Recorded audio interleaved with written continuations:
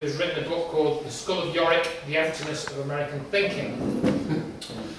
So those are the three books. That I haven't got a copy of the Eric Larson book, but he's a professor at New York University, and he describes Where Did the Towers Go book as the most important book of the 21st century.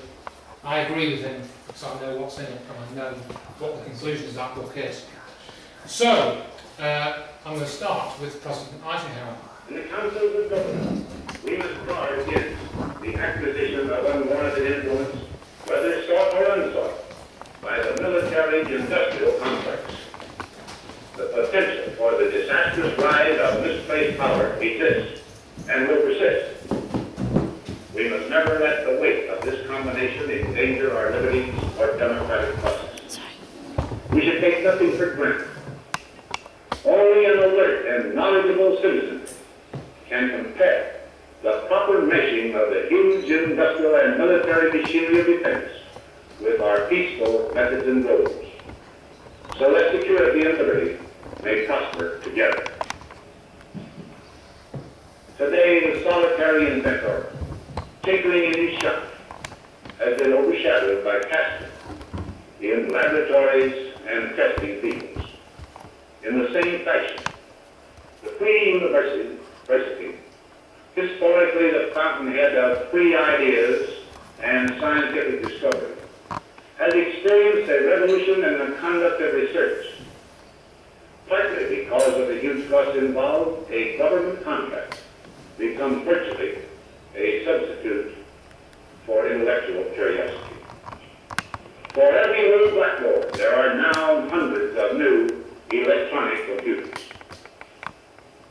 The prospect of domination of the nation's scholars by federal employment, project allocations, and the power of money is ever present and is gravely to be regarded. Yet in holding scientific research and discovery in respect, as we should, we must also be alert to the equal and opposite danger that public policy could itself become the captive of the scientific, technological elite. And I think there's probably a few sort of free man people in the room, if I can give it that sort of, I don't hesitate to give it a label, and I think that what Eisenhower said fits right in with that. We know that we're now all, sort of prisoners of this industrial complex, this military industrial complex which runs the planet.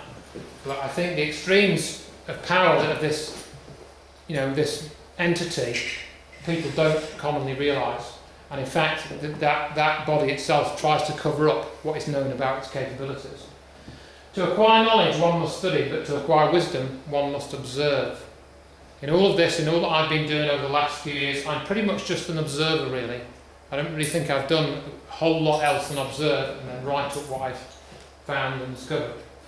What I'm going to try and skip through tonight, and we'll look at some preliminary 9/11 truth issues.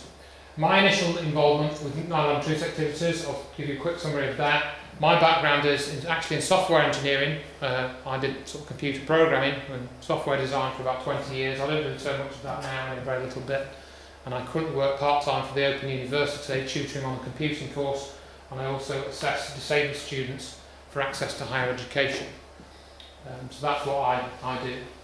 And I seem to have sort of had a kind of a calling to do this sort of thing, because I don't do it to make any money. I try and cover my costs, but that's about it. We're going to look at evidence of media fakery on and before 9/11. We're going to look at evidence which indicates there were no large Boeing crashes at the World Trade Center. We're going to look at evidence for the use of some type of directed energy weaponry being used to destroy most of the World Trade Center. So all this stuff you've heard about, molten metal, thermite, controlled demolition, that is what I call the official conspiracy theory of 9/11. And what you may, or a few of you may have heard of, is that what I'm putting on the table for you tonight, which is Dr. Judy Wood's research, essentially, with a tiny little bit of my research, much of that has already been submitted to court, and that was done 4 years ago.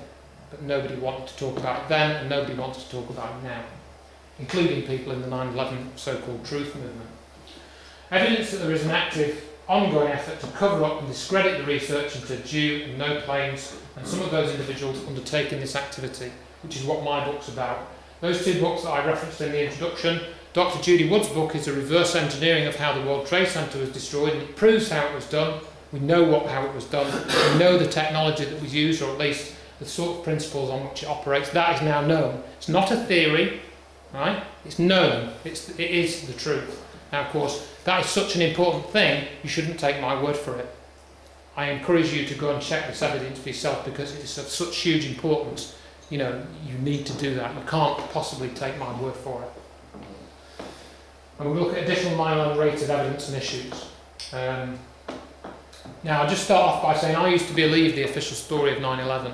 I believe that those planes hit the World Trade Center, that they were flown by Muslim terrorists, all of that. I believed that up until probably sort of late 2003, early 2004, when I started looking at other stuff and finding some interesting information. Over time, I learned about how governments lie to a far greater extent than even heavy-hitting investigative journalists such as John Pilger, Greg Palast, those sorts of guys are willing to publicly state. They won't cover any of this stuff, even people like John Pilger, who's done some really good stuff. Governments have a history of being involved in false flag terrorism, that phrase that we all are familiar with now, probably in this room. I think most people are familiar with that. And so I generally think that up until September 11, 2001, the scale of the attacks was small and was generally restricted to diplomatic embassies and or countries where conflicts were often already in progress. But then 9/11 was just on a totally different scale to all those other things. The 1993 bombing with the guy being found as an FBI informant, all that. This was on a different scale, So we know 9/11, or I know 9/11 was a big illusion. I think most of the people, I would guess, in this room have looked at it that way. But how big an illusion was it? Would you be willing to think that there are layers of deception? How big was the deception? Are the layers of deception set up and managed by the perpetrators to hide the truth for as long as possible, to keep us guessing?